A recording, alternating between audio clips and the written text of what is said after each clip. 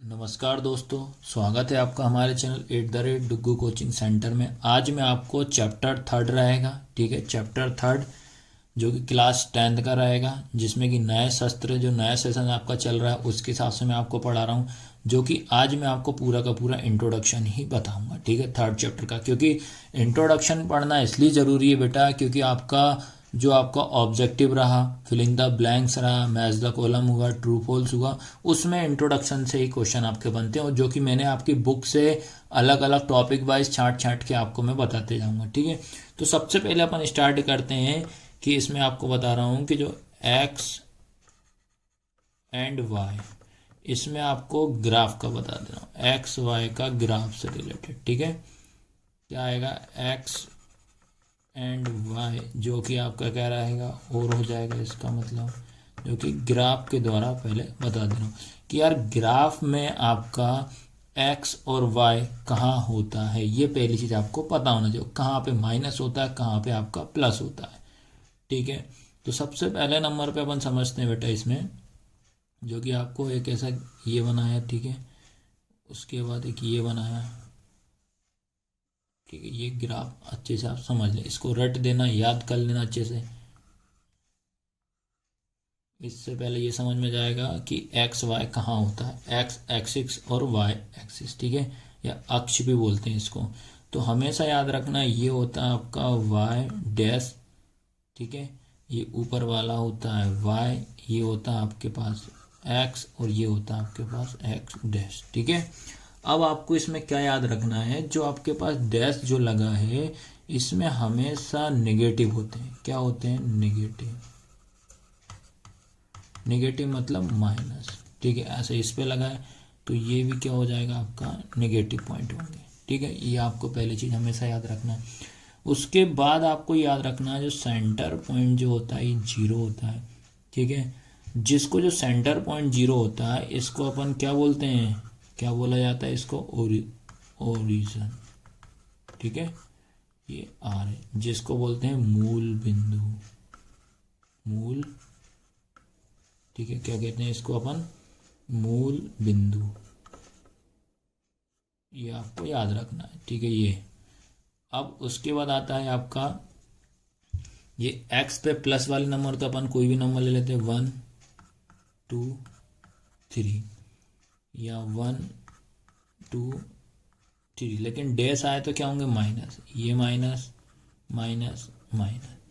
उसके बाद यहाँ क्या आएगा, 1 2 ये 3, क्या आएगा, माइनस माइनस माइनस, ठीक है। याद रखना वाई आ रहा है प्लस में तो क्या हो जाएगा, 1 2 3। तो अभी आपको इसमें इतना याद रखना है कि ये एक्स होता है, ये एक्स डैश होता है, डैश वाले पे में तो सारे पॉइंट आपके माइनस होते हैं। इसके बाद ये वाई डैश होता है, तो वाई डैश पे भी सारे पॉइंट माइनस होंगे आपके। उसके बाद ये वाई होता है, इस पे सारे पॉइंट आपके प्लस होंगे। तो ये आपको एक याद रखना पड़ेगा, और हमेशा याद रखना मूल बिंदु या ओरिजिन से जो भी पॉइंट आता है वो हमेशा 0,0 होता है। क्या होता है, 0 0 होता है। आया सबको समझे, तो पहले ग्राफ के लिए आपको ये मालूम होना चाहिए कि यार इसको कैसे क्या होता है, ठीक है, ये याद रख लेना है। और इंट्रोडक्शन बताना इसलिए ज़रूरी है बेटा क्योंकि ऑब्जेक्टिव इसी से बनते हैं। अब एक और ऑब्जेक्टिव इससे बनता है, ये आपसे पूछा, ये लिखा एक्स अक्ष, ठीक है, जिसको अपन क्या बोलेंगे, एक्सिस बोलते हैं, ठीक है। अब इसमें क्या बोलते हैं, जो एक्स अक्ष होता है इसको अपन एक और लैंग्वेज में या एक और मैथमेटिक्स में इसको क्या बोलते हैं, भुज। याद रखना क्या बोलते हैं, भुज, जो कि इंग्लिश में क्या होता है आपका, ABSCISSAFC, याद रखना। कभी कभी ये पूछ लेता है आपसे कि ये बता बेटा एक्स अक्ष वाले पॉइंट को क्या बोला जाता है, तो आपको क्या याद रखना है, एक्स अक्ष वाले पॉइंट को हम भुज बोलते हैं, याद रखना, ये होगा इंग्लिश में।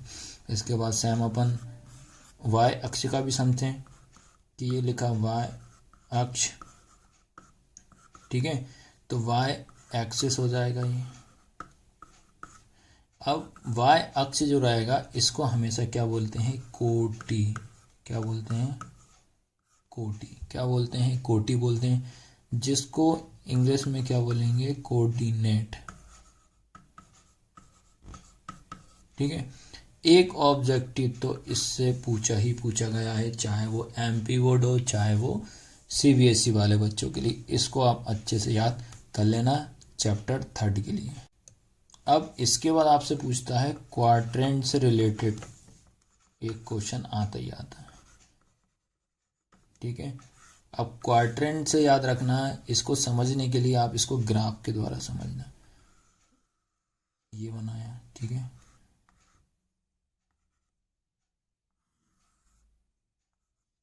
ये बनाया, ठीक है। अब इसमें आपको याद रखना है ये हमेशा होता है फर्स्ट क्वाड्रेंट। याद रखना क्या होता है,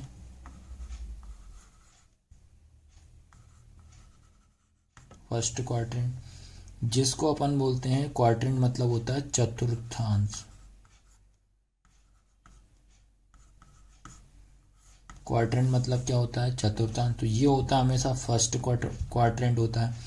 उसके बाद ये होता है हमारा सेकंड क्वाड्रेंट, ठीक है, ये होता है सेकंड क्वाड्रेंट। उसके बाद ये होता है हमारे पास थर्ड क्वाड्रेंट, ठीक है। उसके बाद ये होता है हमारे पास फोर्थ क्वाड्रेंट। तो सबसे पहले चीज तो आपको ये पता होना चाहिए कौन सा क्वाड्रेंट कहाँ प्रेजेंट होता है, ठीक है। तो ये होता है फर्स्ट चतुर्थांश, ये होता है हमारा सेकंड चतुर्थांश, ठीक है, ये हमारा होता है थर्ड चतुर्थांश। उसके बाद ये होता है हमारे पास फोर्थ चतुर्थांश। आया समझ में कि नहीं आया? तो पहली चीज तो आपको इसमें इतना मालूम होना चाहिए। अब बात करते हैं साइन की। तो हमेशा आपको याद रखना पड़ेगा जब पहला चतुर्थांश होगा, जो फर्स्ट चतुर्थांश होगा, इस पे दोनों आपके प्लस प्लस होते हैं। याद रखना क्या होते हैं, प्लस और प्लस, याद रखना, ठीक है। और उसके बाद ये वाले पे जो होते हैं आपके माइनस और प्लस होता है, ठीक है। सेकंड चतुर्थांश पे क्या होता है, माइनस प्लस। आपको याद करने का पहला और आपका इधर से ये थर्ड वाला, इन पे हमेशा माइनस माइनस होते हैं। तो ये माइनस और माइनस याद रहेगा। उसके बाद फोर्थ वाले, ये सेकंड और फोर्थ आपका सेम होगा। इस पे आपका अपोजिट, ये माइनस प्लस है तो क्या हो जाएगा, प्लस माइनस, ठीक है। ये आपको ध्यान रखना पड़ेगा, इससे रिलेटेड आपका क्वेश्चन आता ही आता है, याद रखना। तो क्या बताया मैंने, तो आपको इवन और ओड याद रख लो, सम और विषम में याद रख लो। तो देखो पहला और थर्ड, फर्स्ट और सेकंड, पहला और दूसरा क्या आता है, प्लस प्लस, इसका अपोजिट क्या हो जाएगा, माइनस माइनस। उसके बाद सेकंड वाले में क्या होगा, माइनस प्लस, तो इसके साथ में क्या हो जाएगा, प्लस माइनस। आया समझ में कि तो साइन चेंज हो। तो ये क्वाड्रेंट का आपको पढ़ना पड़ेगा। अब जैसे इसका क्वेश्चन कैसे पूछेगा, ये लिख दिया मैंने आपसे कि -3 और 2, क्या है, -3 और 2। तो आपसे मैंने पूछा कि इसमें बता कौन से क्वाड्रेंट में है, ठीक है। ये पूछा या कौन सा चतुर्थांश में, तो आपको याद रखना पहले इनके पास साइन देखना है।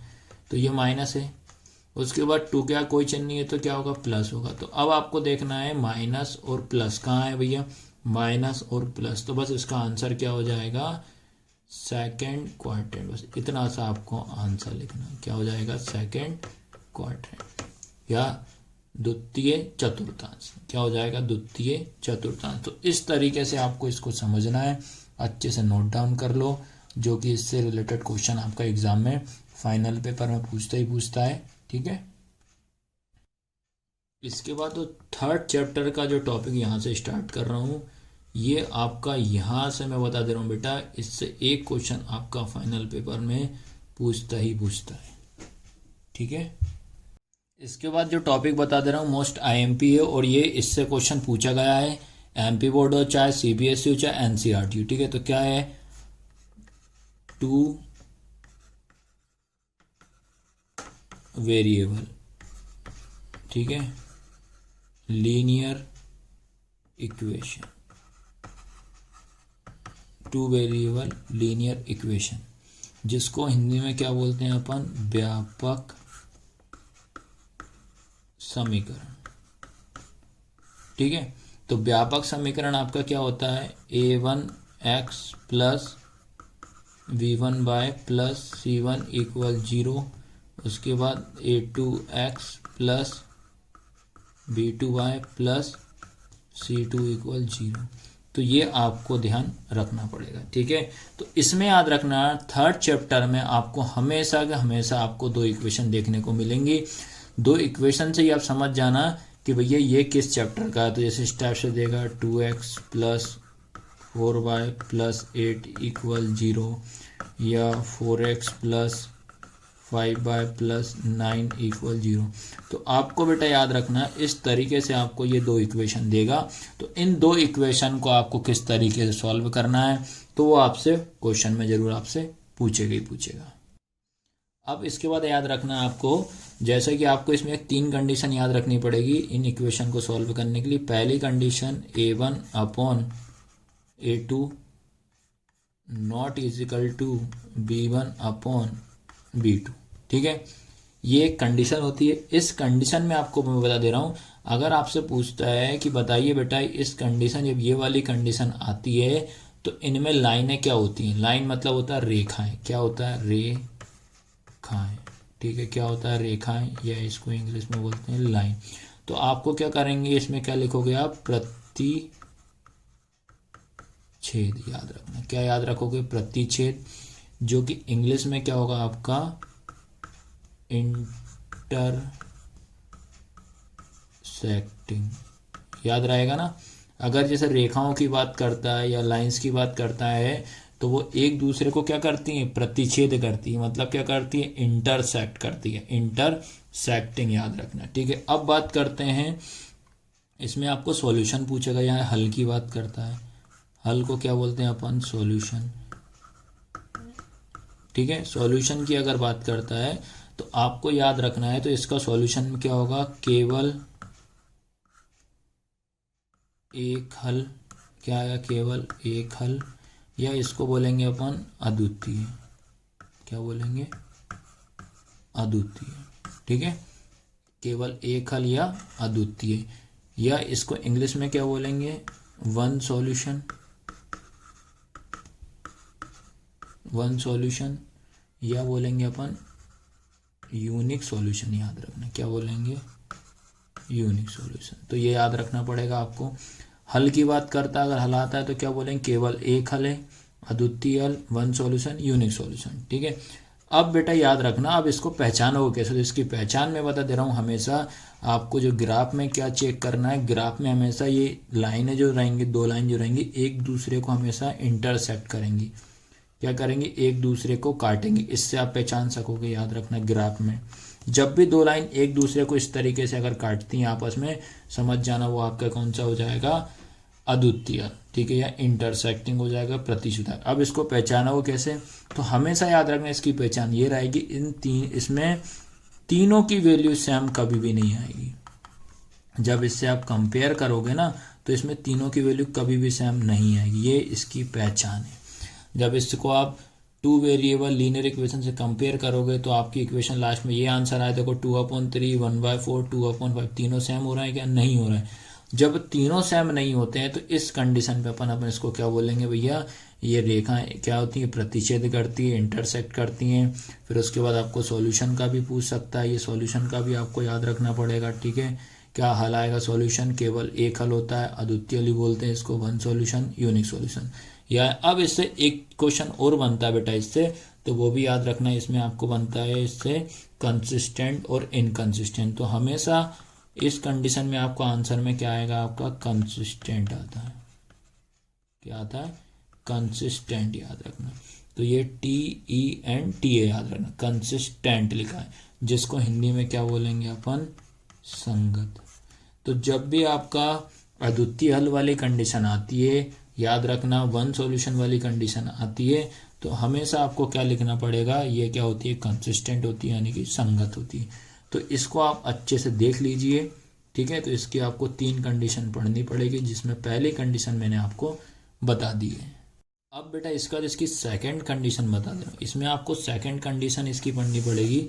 सेकंड कंडीशन होती है A1/A2 equal B1/B2 equal C1/C2। तो ये आपको ध्यान रखना है, ठीक है। जब तीनों का मान बराबर, ठीक है। अब बात करते हैं इसमें आपकी क्या पूछता है भैया, बोला रेखाएं बताएं क्या होती हैं। जब ये कंडीशन आएगी तो रेखाएं कैसी होती हैं, तो आपको क्या बताना है, इनकी जो रेखाएं जो रहेंगी कैसी होती हैं, समपाती। क्या होती हैं, समपाती, जो कि क्या होता है, कोइंसिडेंट होती है, ठीक है। उसके बाद आता है आपका, अगर इसमें पूछता है हल की बात करता है, तो हल आपको याद रखना, क्या याद रखोगे, अनेक हल होता है। कैसा होता है, अनेक हल, ठीक है। या इसको अपन क्या बोलेंगे, इनफाइनेटली,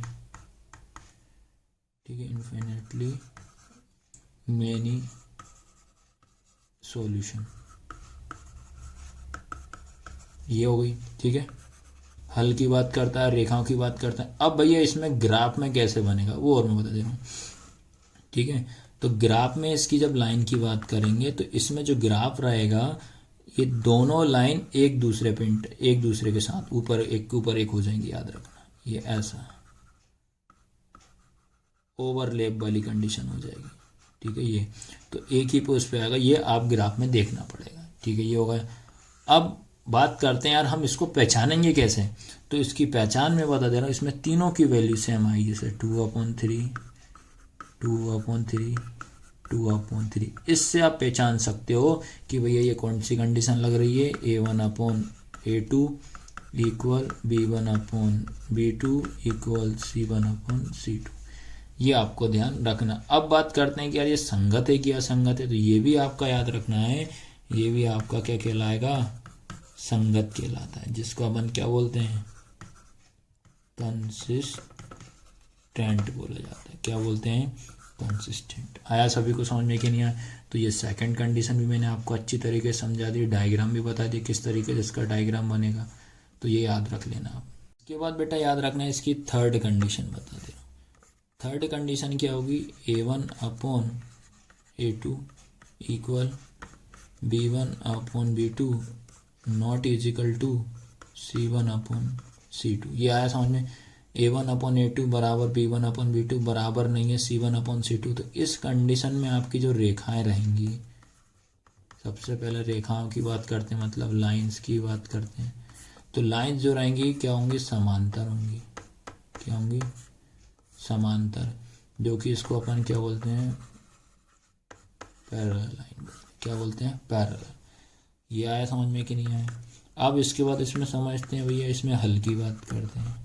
तो हल अगर आता है इसमें क्या आएगा, कोई हल नहीं, कोई हल नहीं। इसमें क्या लिखेंगे अपन, नो सॉल्यूशन इंग्लिश में, ठीक है।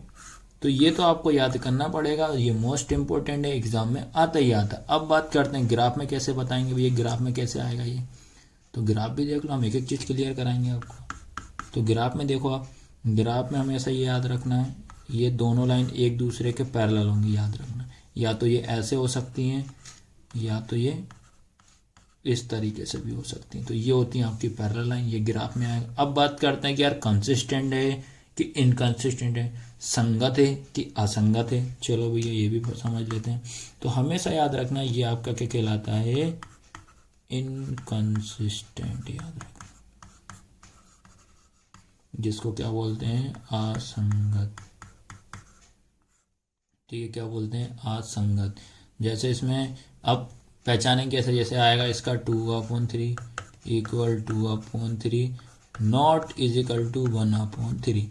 इसमें दो वैल्यू सेम आएगी, तीसरी वैल्यू सेम नहीं आएगी। इससे आप पहचान कर सकते हो। तो इस तरीके से बेटा मैंने आपको तीनों के तीनों बता दिया है।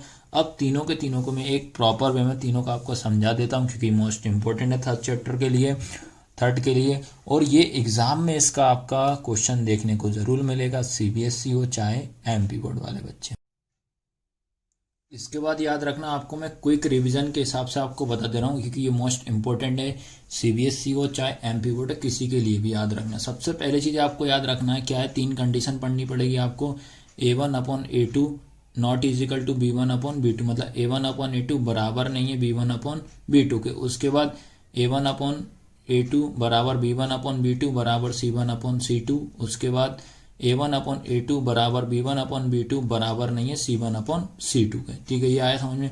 अब जैसे क्या होता है, इसकी पहचान मैंने आपको बताई थी, तो आपने याद रखना इसमें तीनों की वैल्यू सेम नहीं आएगी। जैसे आएगा 2 अपॉन, जैसे लिखा अपन ने 2 अपॉन 3 या 4 अपॉन 5 या 7 अपॉन 2। तो इसमें बेटा आपको क्या याद रखना है कि इस कंडीशन में तीनों की वैल्यू सेम नहीं आती। ठीक है, तो आपको पूछेगा कि रेखाएं क्या होती हैं, तो आपको क्या बताना, रेखाएं एक दूसरे को प्रतिच्छेद करती हैं, मतलब इंटरसेक्टिंग करती हैं, याद रखना।